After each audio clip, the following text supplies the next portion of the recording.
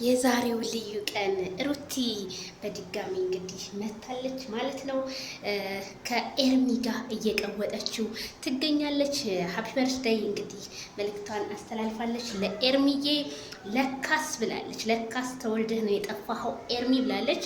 ዋው ሩታ ፈገግታሽ እንደዚህ ነው የሚያምርብሽ። በቃ ለወዳጅም ለጥላትሽም ፈገግ ብለሽ ስትመጪ ደስ ይላል ማለት ነው። ሩትዬ በጣም ደስ ብሎኛል እንደዚህ ሆነች ስለመጣሽ እና ምን አለች መልእክቷን እንግዲህ ፖስታለች። አሁንም አመስጋኝ አንደበት የሰጠን እንጂ ከምንማርበት በላይ የምናመሰግንበት ምክንያቶች ብዙ ናቸው። ተመስገን አምላኬ ብላለች ሩትዬ ማለት ነው።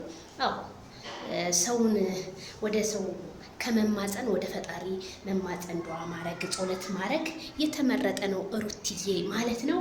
ዋው ግን ከኤርሚ ጋር ውበቱን ደፍቶባታል ደግሞ ሲያምርባት። ዋው ሩትዬ ይመርብሽ፣ ሁሌም እመሪ ብለናል ማለት ነው። እንግዲህ ለወዳይ ለጥላቶቿ ዛሬ መልካም የመቃጠል ቀን ይሁንላችሁ፣ ለወዳጆቿ ደግሞ የደስታ ቀን ይሁንላችሁ ምኞቴ ነው።